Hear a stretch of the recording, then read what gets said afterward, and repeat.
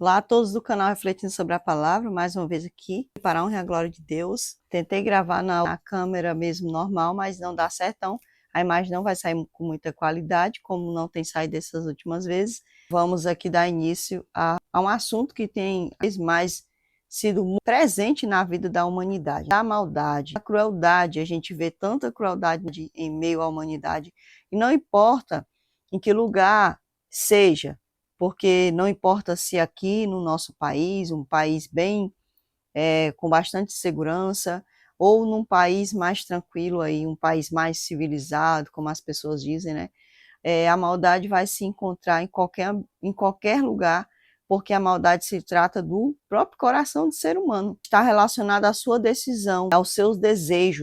Ela não freia aquele desejo mau, aqueles atos pecaminosos. Então, o que acontece é que dá lugar à maldade, né, à crueldade, e aí acontece agravamento. É só o que a gente tem visto no cotidiano, é o agravamento da maldade em si, da falta de amor, como está escrito na própria palavra, lá em Mateus: por se multiplicar a iniquidade, o amor de quase todos se esfriará. Quase todo, ou seja, a maioria das pessoas, elas iriam ter o amor esfriado. Essa questão da essência que está caracterizando ela ao Criador. A questão do amor, da bondade. A pessoa pode até dizer assim, não, mas Deus não é irado. Então, isso está relacionado a Deus também. Não, porque Deus, a ira de Deus não é como a nossa. O ato de dar cabo ao mal não é como o nosso. Muitas das vezes, até mesmo na forma de fazer justiça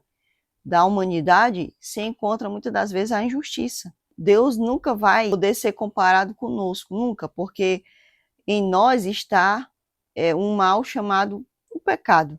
Embora muitas das vezes não estejamos praticando o pecado, mas a gente vai estar inserido nesse contexto de pecado. O pecado, ele é como um vírus dentro do ser humano. Está lá, mas ele não é obrigado a estar manifestado, a estar agindo no ser humano. Quando a gente está sob a mão poderosa de Deus, sob a vontade de Deus, esse vírus, ele fica inativado, ele não tem ação em nossas vidas. Mas quando a gente age de acordo com a nossa própria vontade, com o nosso bel prazer, ou de acordo com a vontade do maligno, esse mal chamado pecado, ele vai aflorar, ele vai encontrar lugar, vai encontrar um sentido amplo na vida da pessoa, onde ela vai ali praticar somente o que é mal aos olhos de Deus. E essa maldade a gente sabe que está inserida no mundo desde o seu início, não é de agora. Porém, a gente sabe que lá no início de Adão e Eva, ela desobedeceu, ela praticou um ato de maldade, porque ela não somente desobedeceu, mas levou seu esposo, seu amado, seu companheiro a desobedecer também, que isso também é algo que não é correto aos olhos de Deus. Quando a gente pratica algo errado e a gente motiva alguém a praticar, ou a gente influencia alguém a praticar uma coisa errada, isso aos olhos de Deus é condenável.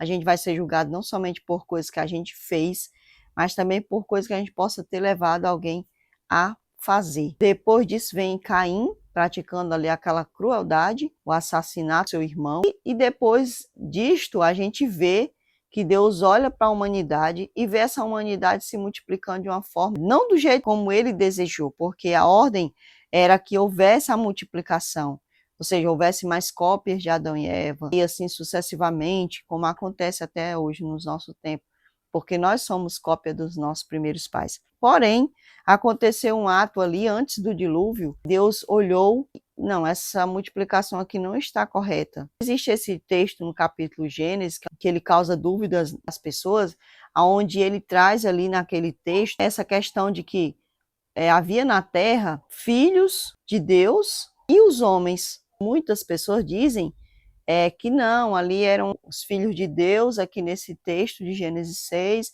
eram pessoas que eram muito bondosas, muito santos, muito obedientes a Deus, como era o caso de Abel, que morreu, de Sete, e pronto, a gente só escuta falar de Sete, né? E depois de Sete a gente não sabe mais, né? Mas existem, né, doutrinas que ensinam isso. E já existem aí outras linhas que dizem que ali não está se referindo a isso, a essa questão de que esses filhos de Deus, nesse texto, referido nesse texto, se tratavam de homens bons, homens santos, homens obedientes a Deus, mas sim de anjos que estavam aí na face da terra, porque a gente sabe que anjos existiram aqui na terra, mandados da questão da queda, da desobediência, né? Então a gente pode também considerar que esses filhos de Deus sejam os anjos caídos, porque os anjos, aqueles que não desceram, que não foram desobedientes, eu acredito que eles não iam ter a necessidade de se mesclar com a humanidade, porque você vê que os anjos caídos, eles têm essa necessidade de se personificar, de tomar posse do ser humano ou de animais, como foi o caso quando eles viviam no Gadareno, né, no jovem lá de Gadara. A gente vê que todos eles viviam naquele corpo. A Bíblia diz que todos aqueles demônios viviam num só corpo. E a vida daquele homem era uma terrível tormenta. Não era nem só uma tormenta, mas uma terrível tormenta. Quando eles vão sair, a Bíblia fala que eles dizem assim: manda-nos para aquela manada de porcos. Eles tinham uma necessidade de se sentir vivos. Eles não queriam só viver aqui. Não, eles tinham a necessidade de tocar e ser tocado. É muito estranho isso. A gente não sabe se esses anjos caídos se personificaram ou se eles tomaram posse de seres humanos, ou seja, fizeram pessoas possessas e quiseram procriar ali, eu não sei. Mas que é estranho esse texto de Gênesis é. E outra, avaliando tudo isso, é que Deus decide, então, trazer o dilúvio sobre a terra. O interessante é que o mundo, após o pecado de Adão e Eva, ele ia seguindo o percurso da salvação. Porém, essa questão ali, ela é interrompida na questão do dilúvio, aonde Deus ele resolve, eu vou dar fim em toda a humanidade. E eu vou dar continuidade só em Noé. Ou seja, eu tenho uma aliança a cumprir, e eu vou cumprir ali através da descendência que vai vir de Noé. Essa questão ali da humanidade em si, do mal agindo, a gente percebe que Deus ele estava fazendo um processo de julgamento na terra. Porém, ele decide ali tragar toda a vida humana, ali, incluindo animais e plantas, e foi uma coisa que se proliferou de uma forma tão grande que Deus disse: não, peraí, que eu tenho que dar um jeito aqui, mas vou dar uma forma de continuar o processo da aliança. A Bíblia deixa claro aqui no capítulo 6, diz assim: como se foram multiplicando os homens na terra e lhes nasceram filhas, vendo os filhos de Deus que as filhas dos homens eram formosas, tomaram para si mulheres, as que entre todas mais lhes agradaram. Então disse o Senhor: o meu espírito não agirá para sempre no homem, pois este é carnal, e os seus dias serão 120 anos. É interessante esse texto aqui na King James, que ele não fala agirá, né, mas contenderá. E esse contender, eu fui buscar assim, uma leve explicação, porque nós sabemos que eu não estou lendo nenhum original, mas uma pequena explicação, uma leve explicação, eu tentei procurar na questão, na etimologia hebraica, que diz que esse contender lá se trata de algo judicial também. Deus ele decide ali diminuir o tempo de vida do ser humano, ele passa a ter apenas 120 anos. Quando Adão e Eva pecam, o Senhor disse que eles iam morrer. Então essa morte ela acontece, não a morte física em si, mas existe uma perda espiritual ali. Ele perde ali a sua vida eterna. Noé e outros que vêm depois ainda vão ter um tempo bem longínquo. Porém, quem vai vindo depois já vai diminuindo o tempo. O tempo de vida que eles tinham ainda devido às bênçãos do Éden, devido às bênçãos da criação, eles tinham todo esse tempo ainda. Porém, como eles estavam se mesclando, né? A gente entende aqui que houve uma mescla de seres, então a crueldade só piorou, porque não bastava somente a desobediência humana. Ali também houve a junção dessas duas vontades. É como se fosse assim, a vontade humana em si e a vontade do mal em si. A humanidade ela foi tendendo a ser cada vez mais maldosa, mais teimosa, mais pecadora. Então, por isso Deus decide ali enviar o dilúvio. O Espírito de Deus já estava agindo, já estava ali trazendo o juízo ao ser humano. Ora, naquele tempo havia gigantes na terra, e também depois, quando os filhos de Deus possuíram as filhas dos homens, as quais lhes deram filhos, estes foram valentes, varões de renome na antiguidade. Muitas pessoas dizem, né, que os gigantes nasceram frutos da criação de seres humanos com anjos caídos. Porém, a gente não vê isso aqui no texto. A gente vê que o texto diz assim, ó, havia gigantes na terra naqueles dias. E também depois disso, quando os filhos de Deus entraram as filhas dos homens, e elas lhe geraram filhos, estes se tornaram homens poderosos, que eram na antiguidade homens de renome. Ou seja, a gente percebe aqui que o ser humano, eles eram grandes, gigantes. Depois disso, depois do que estava acontecendo, né? Eles não eram somente gigantes, mas eles eram poderosos. Eles se tornaram seres poderosos. E não somente poderosos na força, mas também na fama. Ou seja, o que eles faziam trazia fama por onde eles passavam. Se esse texto se trata de uma união espiritual com a união material, né, física, a gente percebe que isso não aconteceu com todos os seres humanos. Por quê? Porque o texto deixa bem claro que esses seres chamados filhos de Deus, né, que a gente vê essa mesma expressão lá em Jó, quando diz que os anjos, se referindo aos anjos, então dá a entender aqui que esses filhos de Deus também eram anjos, e que não podem ser os anjos do céu, porque eles não, os anjos que escolheram obedecer a Deus, porque eles não foram desobedientes, mas pode ser aqueles anjos desobedientes. Então a gente percebe aqui que esses anjos desobedientes, digamos assim, é só uma suposição, tá certo? Aqui eu não estou afirmando, mas eu estou supondo. Pelo texto dá a entender que são seres diferentes, seres que não são terrestres. Então aqui deixa bem claro que estes seres que nascem de uma seleção, a gente percebe aqui que esses seres, os filhos de Deus, né? Essa expressão filhos de Deus, eles não tiveram filho com todas as mulheres. As escrituras deixam bem claro que eles selecionaram, eles escolheram as mulheres mais belas. É assim que o texto está dizendo. Aqui fala bem claro, eles tomaram as que mais lhes agradaram. Então a gente já vê aqui que esse processo seletivo de escolha, de dizer o que é belo, o que não é belo, já vem desde a antiguidade, não é de agora. Então a gente percebe que esses seres, eles escolhem certos tipos de mulheres, eles não escolheram todas as mulheres. A gente entende que essas cópias foram danificadas. Houve uma seleção de mulheres para gerar filhos, não somente agora com essa característica gigantesca que já existia, não se nasce após aquela união, mas já existia pessoas gigantes, mas agora nasce uma leva de pessoas que são poderosas, muito valentes, e não somente valentes, eles eram de renome. Por isso que a gente vê em algumas nações do passado, pessoas que adoravam seus reis, né, seus líderes. Por quê? Porque essas pessoas, elas eram valentes e poderosas, então elas têm aquela característica, eles eram, olhando para eles, era como se eles fossem deuses. Somente um Deus pode fazer isso, né? Então as pessoas viam assim, por quê? Porque eles vinham de outro tipo de união. Então quando eles olhavam para aquelas pessoas daquela união, eles viam que aquelas pessoas eram diferentes deles. E isso é bastante interessante.